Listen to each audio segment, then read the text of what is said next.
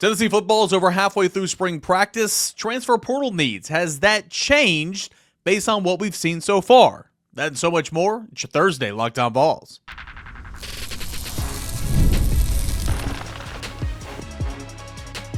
You are Locked On Vols, your daily podcast on the Tennessee Volunteers. Part of the Locked On Podcast Network, your team every day. What is up, everybody? Welcome into it, your Thursday morning edition of Locked On Vols. I'm your host, Eric Cain. Appreciate you for being here, making Locked On Vols your first listen each and every single day. Got a fun-filled show coming up. A couple of guests I'm going to welcome on the show.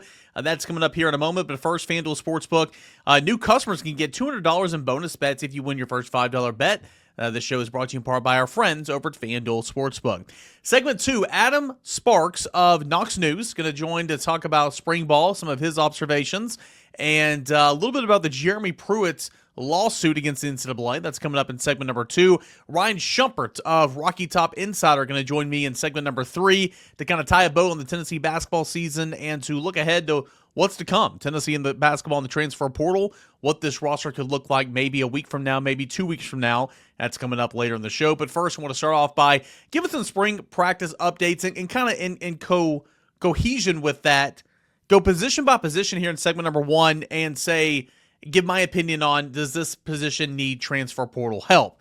Now, entering spring practice, we kind of thought that Tennessee might target a cornerback, might target a defensive tackle, might target maybe a wide receiver in the transfer portal post-spring to kind of shore up some of those positions. There's been some injuries. There's been some movement a little bit. So let's kind of, based on what we've seen so far, let's kind of go through position by position group and decide, does this position group need to look via the transfer portal once spring practice is over? We'll start out at quarterback. Obviously, the quarterback position does not need help in the transfer portal. It did not moving in. It did not going into spring practice. You got Nico, who's your clear-cut starter. Jake Merklinger, who has taken many strides, and he's been one of the better stories in spring ball, in my opinion. He's not pushing Nico, nor is he ever going to start over Nico when they're both here on campus and both healthy. But Jake Merklinger making some mechanical adjustments to the spin on the ball and his grip and all that, learning the offensive playbook and kind of going out there and competing every single day. I think Jake Merklinger's really helped Tennessee, and I think that he is growing in the confidence and giving confidence in the coaching staff to say, well, maybe we can run Nico a little bit more. Maybe we can roll him out and allow him to take some more hits. And you never want to put your quarterback in position to get hurt, but you also can't coach scared. And the fact that you have a capable backup behind Nico, I think is going to allow to open some things up potentially on the offense for number 8. So Jake Merkler's been a really good story. George McIntyre, he's had some good days. He's had some bad days. He's young. He's a early enrollee. That is all very normal. On Wednesday, I thought he, at least from what the media had to view, I thought George McIntyre looked pretty good. I thought he had a good day in the abbreviated viewing session that the media had. But quarterback does not need help in the transfer portal. Running back does not need help in the transfer portal because you went out and added a guy in the winter cycle at running back in Star Thomas, coming over from Duke. Spent 2 years at New Mexico State. Spent 2 years in junior college as well. And so we're in number 33, old school running back number. Gotta love that, right? He's come along pretty well to begin things. Peyton Lewis and DeSean Bishop, really. DeSean Bishop leading that room. I think he continues to look good. And DeSean Bishop, local product, great story, former walk-on. I think that he is continuing to develop and fill out his body, and he's leading that group. And he's looking good doing it. Peyton Lewis is coming along as well. DeJuan Morris, true freshman, I think had a really, really good start to spring practice, but I think he's still got a ways to go in learning the system and learning how to play running back in the system, and that's okay. Justin Baker's there as well, but running back position does not need help in the transfer portal. Tight end. Now, Miles Kitzelman, okay, injured, going to be out the next couple of months. We'll see what he looks like if he's back for the start of the season. He's going to obviously play next year, but will he be back week 1? We'll see. Does that mean Tennessee needs to go out to the transfer portal and add a tight end? No, I don't think so. Ethan Davis, third-year guy now, all the potential in the world. Cole Harrison's a guy that they signed last cycle or 2 cycles ago. Got the commitment on the eve of National Signing Day, and then he signed there in early December for the class of 2024. I think they really like him. I think they found kind of the diamond in the rough a little bit, like the way he's growing and developing. They love the two freshman tight ends, Jack Van Dorselaer and DeSean Bishop. I think DeSean Bishop has a chance to be a really, really good player in this offense. I think Jack Van Dorselaer is probably more ready now. But overall, I think the tight end position's in good shape, even with the injury to Miles Kitzelman. So the tight end position does not need anything. Let's go to wide receiver, and this has been a hot topic, right? You turn over that entire room. You say goodbye to 7 receivers who were in that room last year. No more Brew McCoy, no more Dante Thornton, no more Squirrel White, no more Chaz Nimrod, no more Caleb Webb, no more Nate Spillman. But you bring up Mike Matthews, who's going to be wide receiver number 1. Chris Brazel's still here. You've got Braylon Staley in the slot. Amari Jefferson coming in via the transfer portal. He's still not clear for contact as he is still working himself back from hip surgery that he had back in the fall while at Alabama. You got Darius Jackson as a true freshman on one side. On the outside, you got Travis Smith on the other side, and I think those two guys have done a really, really great job coming along.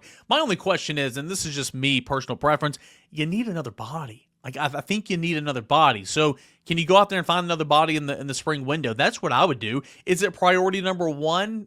Probably not. But again, think of how banged up and beat up you were at the Vanderbilt game and in college football playoffs against Ohio State.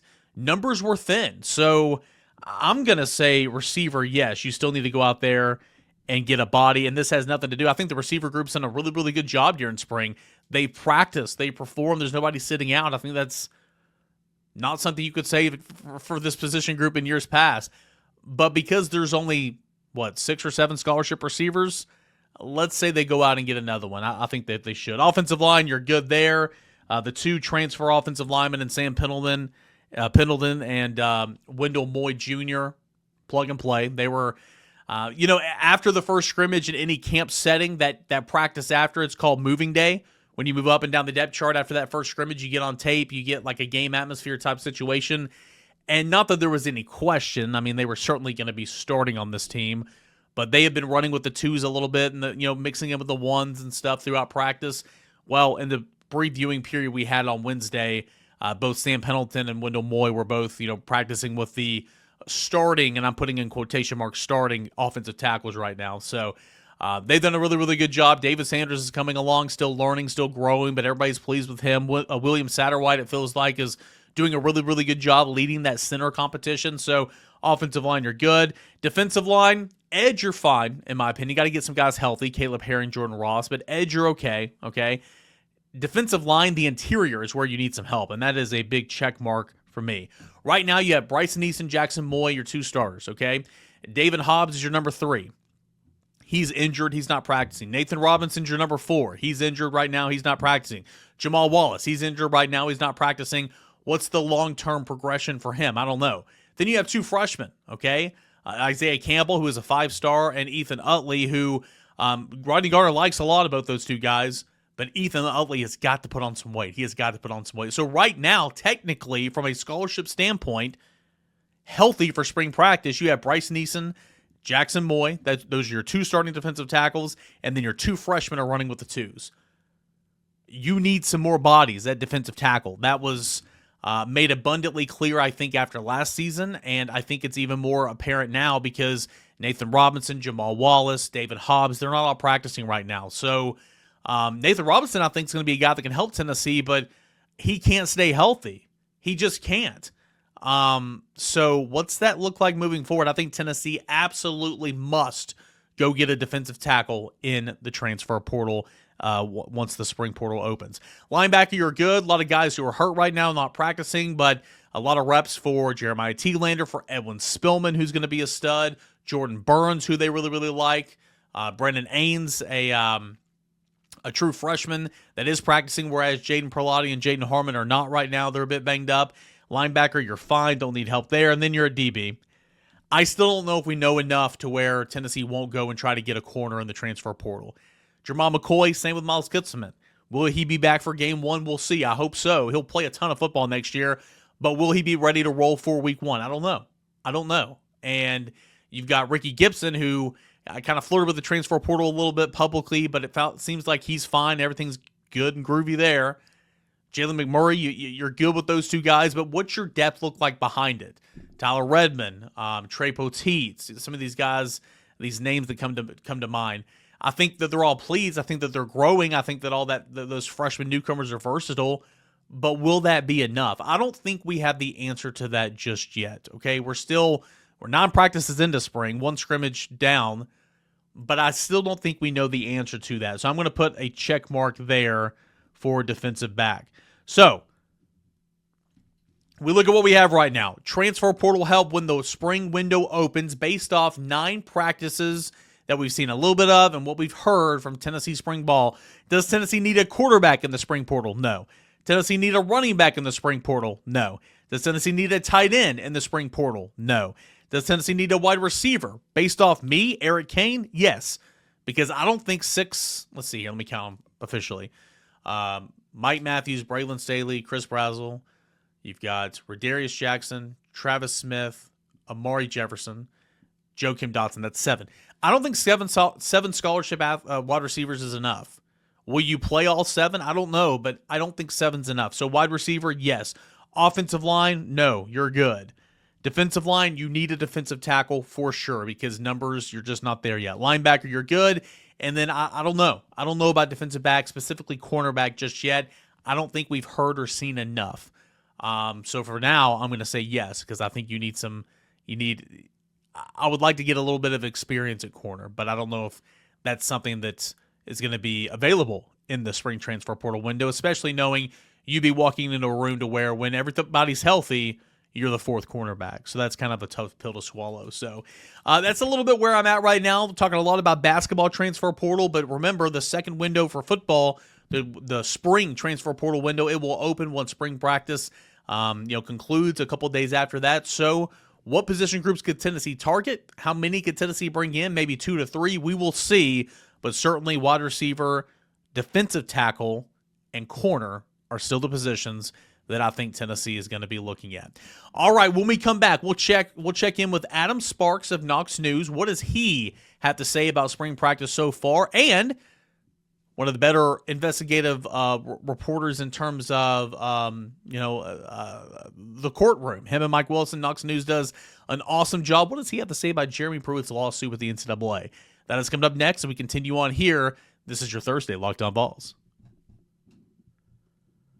Daylight savings time snuck up on us again this year, and if you're feeling that lost hour of sleep, 5-Hour Energy has got your back. The extra sunshine, it means more time for fun, but sometimes you need a little boost to power through. Whether you're staying up late watching the NCAA tournament, squeezing in a round of golf after work, or just trying to keep up with your busy day, 5-Hour Energy gives you that quick, refreshing pick-me-up whenever you need it. I've been staying up really, really late watching NCAA tournament basketball action, and 5-Hour Energy helps me get up that next day and keep me fueled for some of the chores that I've got to get done.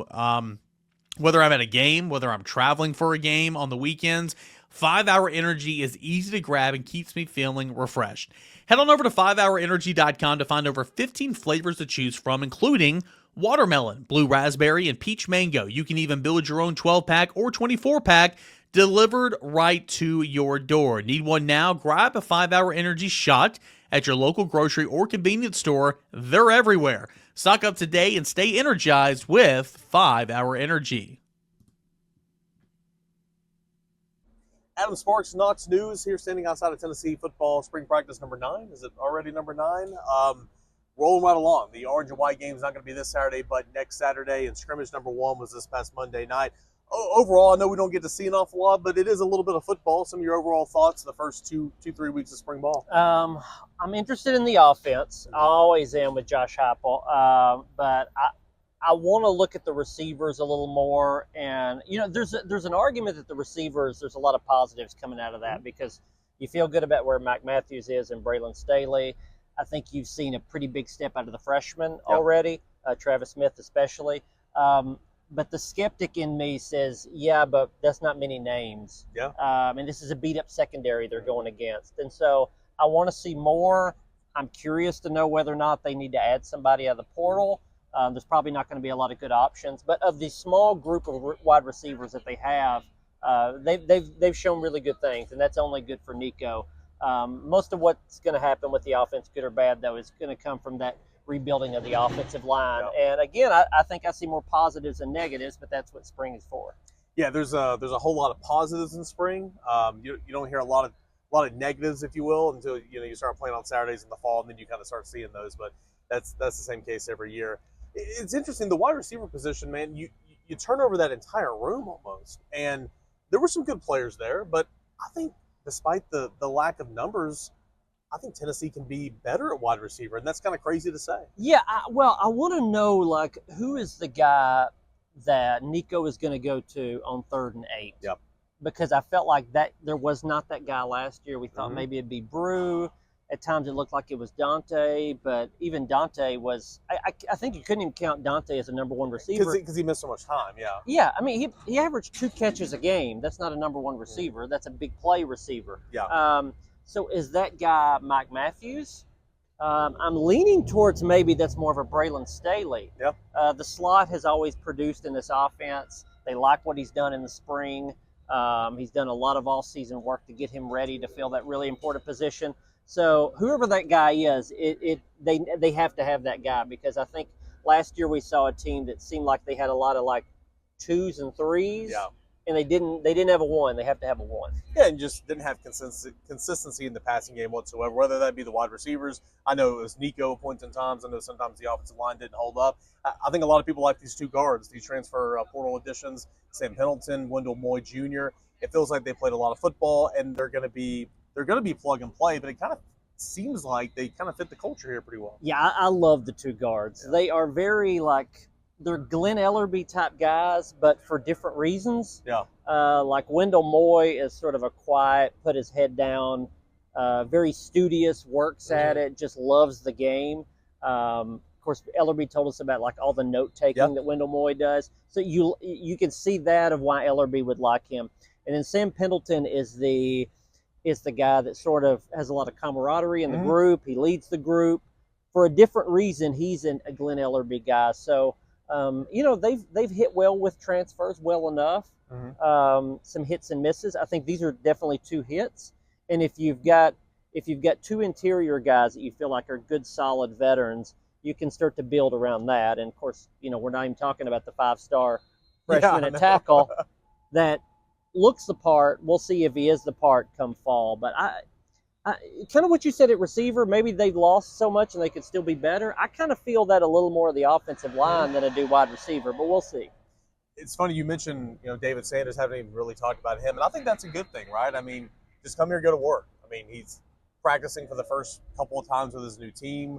Obviously, the athleticism jumps off the charts, his fundamental work, his feet, but still, you got to go over there and block a guy like Joshua Joseph, Jackson Moy, and he's never had to do that. So I think just kind of head down, going to work mentality and seeing what he does, the rest of the way in these scrimmages. What's 1 or 2 things you want to see or hear about before spring's over?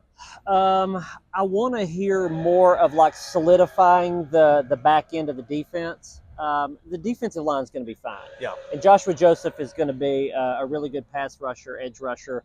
But like, what do they have at linebacker? Arion Carter's out. So is Edward Spillman step forward? Do they have some guys that can fill holes in the secondary?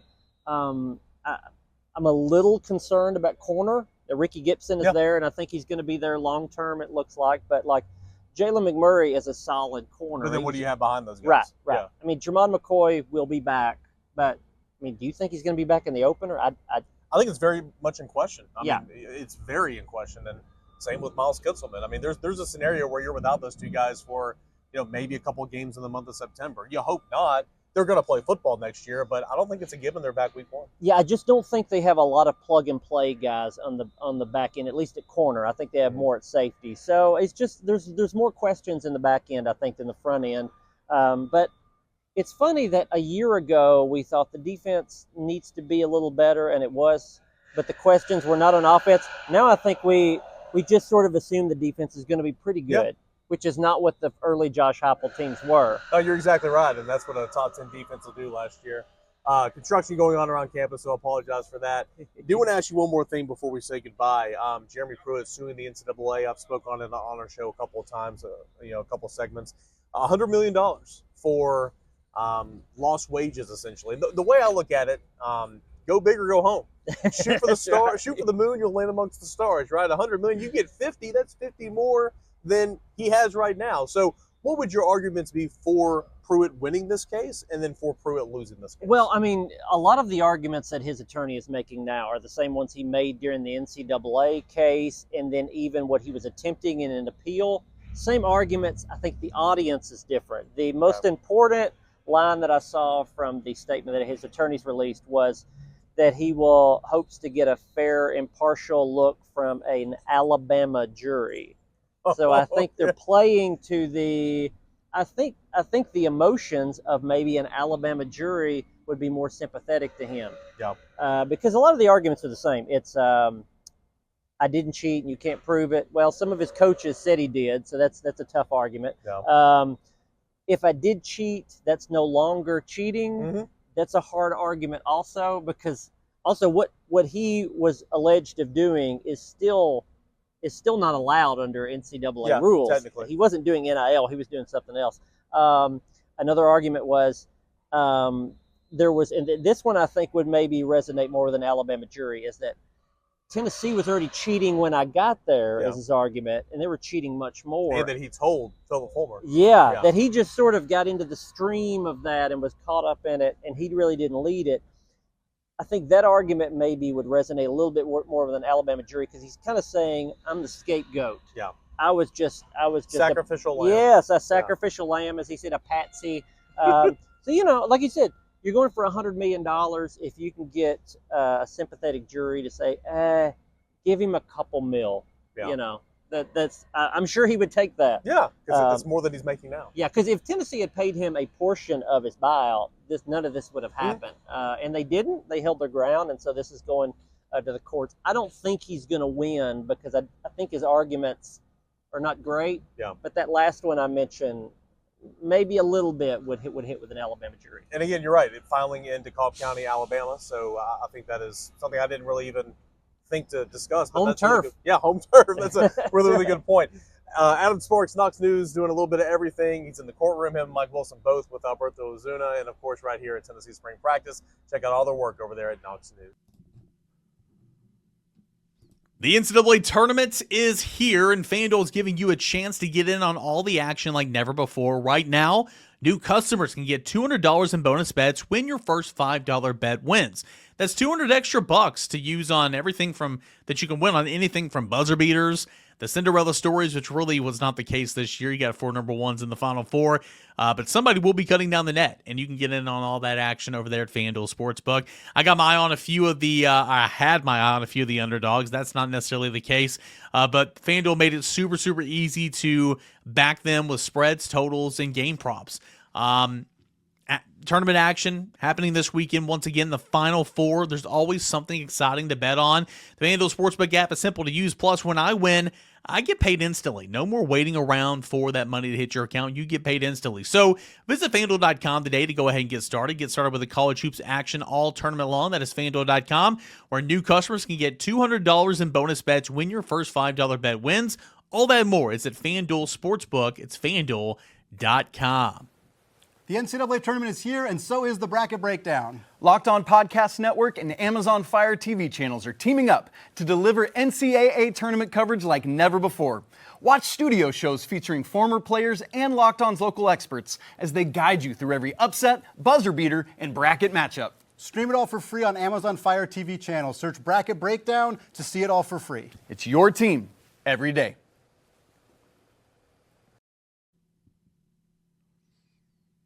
Ryan Shumpert from Rocky Top Insider, Eric Cain here outside of Tennessee football spring practice. But let's talk basketball. Obviously, not the outcome anybody wanted on Sunday in the Elite Eight. Second straight year you fall. This one to Houston, a really good team, top seed for a top-seeded team for a reason. But ultimately, it was that first half. Historically bad offensively in the first half, and Tennessee, though played well in the second half, just couldn't recover. Yeah, and Houston's not a type of team you're going to be able to come back from down 19 against, or at least it's going to be very, very hard just because of how sound they are. And in a lot of ways, like Tennessee, they played at slow tempo to where Tennessee got up big on Kentucky. It was a really tall task for Kentucky to come back the way Tennessee defends and the way that they the pace that they play at. So Tennessee did play well in the second half. I think you give them at least a little bit of credit, because I don't really think Houston handed them anything either. You know, Houston took care of the ball. They didn't make it easy on Tennessee, but Houston had a really bad first half, downed them. And, you know, the guys that Tennessee, they got Tennessee to that point, Chaz Lanier, Zakai, Ziegler, and Jordan Gainey did play well. But those are the guys that got Tennessee there, and they did not play well against the Cougars, and Tennessee wasn't going to be able to have enough to overcome that if they didn't get good performances from their best players. Let me ask you this, kind of big picture stuff moving forward, because there's not much to say about the game. Even though, again, they worked hard in the second half, got it to 16, 14, 10, 12, just couldn't break through that 10-point threshold. But, yeah, I've heard the last couple of days that Zakai Ziegler may be the best Tennessee, the most beloved Tennessee basketball player to ever come through the program. There's been a lot of great players here in this program. Chris Lofton comes to mind, Grant Williams, Ernie Burney, Allen Houston. Where does Zakai rank in terms of just adoration from the fan base? Yeah, I think from my time covering or my time being in Knoxville, I think he's number one. And that would include Grant and Admiral, who certainly have a lot of love from the fan base. I think in my life, Chris Lofton's the one that I think I would probably still give the nod to. I mean, it's harder for me to say. I was a lot younger when Chris Lofton played, but it feels like those two are in a similar range. Now, you go back past that, it's hard for me to say. I do think like a guy like Allen Houston or even Dale Ellis, there's more admiration for Zakai because they played on a lot better teams than those guys did, and just the nature of it. All the games are on TV now. You watch them 30 times a year for 4 years, where that wasn't the case back there. Bernard King and Ernie Grunfeld, too hard for me to say too long ago, and obviously those teams had a lot of success too. So he's right that he's in the Mount Rushmore, I think, for sure. Where exactly, I'll let whoever's listening decide. How difficult is it to have guys like Zakai, Ziegler, and Jahmai Mashack on your team? Not just because of everything they do, great defenders, to the National Defensive Player of the Year finalists, SEC Defensive Player of the Year. I mean, the list goes on and on and on, but more so leaders that stay with your program for 4 years in this era of name, image, and likeness, the transfer portal. It just feels like you don't see many Zakais and Jahmais anywhere in the country. No, you're right, and I think that's the reason that both those guys will be loved by this fan base, and why Senior Day, which I think has become a very strange thing in college athletics, because in a lot of cases it means so little. With those guys, it meant so much. But you're right. I mean, Tennessee's associate coach Justin Gainey told me after the game after the Houston game, that this was the most connected team he's ever been around. And I kind of asked some people, I'm like, how's that possible? They had 4 guys coming back from last year, and a lot of credit was given to Zakai and Jahmai. And I think that's especially valuable as you look at what's next for Tennessee, because I think Tennessee's going to be able to put together a talented team in the portal. They're going to be able to put together a pretty good team in the portal. But you had those 2 guys who set the tone defensively, who were great when they got recruits on campus, of getting to know them, getting to know whether they thought they were going to fit, and who Rick Barnes and his staff trusted immensely on that type of stuff. Those guys are gone. And now you're not quite starting from scratch, but the guys that are back for Tennessee, they don't have that same presence, I guess. So you'll feel it on the court. You'll feel it over the course of the season, but I think it's something Tennessee will feel, and it'll make it a little bit harder to navigate personality fit, culture fit in the transfer portal. And this might be unfair to say, kind of going in my next question, you kind of touched on it there. Like, you are not starting from scratch, but I mean, it feels like it, right? Because you don't have a scorer, and we'll see. I mean, who knows this era of the transfer portal, the 4 you're expected to bring back, will they even make it back? But that's just the nature of the business. Yeah. But you don't have a Zakai and a Jahmai to depend on when you got to go out and try to replace a Dalton Connect. You don't have a Jordan Gainey that just continued to be better and one of the most underappreciated Tennessee Vols, in my opinion. You got to go find a couple of guys that can score. And I know Tennessee's had, Isaac McNeely on campus. I know Jacoby Gillespie's a name that's been mentioned there. Where is Tennessee kind of targeting the transfer portal? And more so than just names, positions, basketball player types, what does Tennessee need to get in the portal here? Well, I think to your point, it feels like it's from scratch in a large part, because Tennessee's got 4 guys back and 3 even play the same position, essentially. So there's no one in the backcourt besides Bishop Boswell, who we'll see what his role could look like next year, but certainly not a very developed offensive player at this stage. So I think point guard's priority 1. I think when you talk about investing and what Tennessee will spend in the portal, that's going to be the number 1 spot, because they need someone to replace Kai Ziegler. And I think you'll see them bring in at least 3 total guys in the backcourt.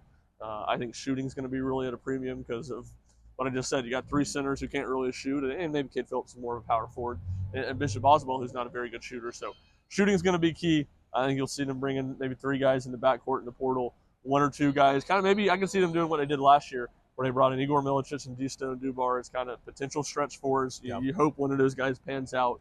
guys with size that can play inside a little bit, but also stretch the court and shoot the ball. So I think that's what you look at Tennessee really needs. I think it'll be curious maybe if they, depending on how the roster shapes out, go get another wing. I don't think that's necessarily a need because I think Amari Evans can help them there, a true freshman coming in his first year. But they need a lot of scoring, and I think especially they need a lot of shooting because of how Rick Barnes likes to play, how Rick Barnes likes to build a team, and where they're starting at right now.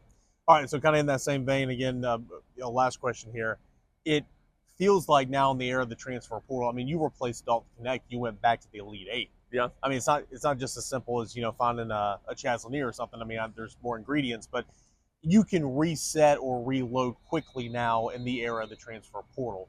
So for Tennessee to be on the brink of a Final Four the last 2 years, Rick Barnes is not a spring chicken. No. What's your faith or your confidence that Tennessee can just reload again? I'm not saying Elite Eight, but, contend for an SEC championship and be, where 25 to 30 wins where they've been the last 4 years. Yeah, I mean, I think almost contending for SEC championship, it's crazy to say. It feels like it's in the Elite Eight conversation of how good the SEC is. But, yeah, no, I think Tennessee, I have confidence in them putting together a team that's good enough to flirt with 25 wins, to flirt with making the Sweet 16. I almost wonder, and this goes back to losing Zakai and Jahmai because they just set such a tone there where I wonder defensively if there's a drop-off. I think offensively, they'll put together a pretty good roster. Yeah. But when you talk about where they've been defensively for the last 5 years, I think it's 5 straight years in the top 5, and you look at what they're losing and trying to balance offense, defense in the portal, I just have a hard time thinking there's not going to be some sort of drop-off there. And I do think that's where Tennessee's floor has been so high because they've been so good defensively. So I don't expect the sky to fall there, but I do expect that to be more of a work in progress and not quite as elite. And if you find a way to pair that with what I do think they'll put together a pretty good team offensively, a team that's right back in the top 30 at least in adjusted offensive efficiency, you do that, then you got a team that can win a lot of games and flirt to make the second week in the tournament for a 4th straight time. And, of course, if you don't play defense, you're not going to play here at Tennessee or for Rick Barnes. He's Ryan Shumpert, Rocky Top Insider, here from Tennessee's campus right outside spring practice.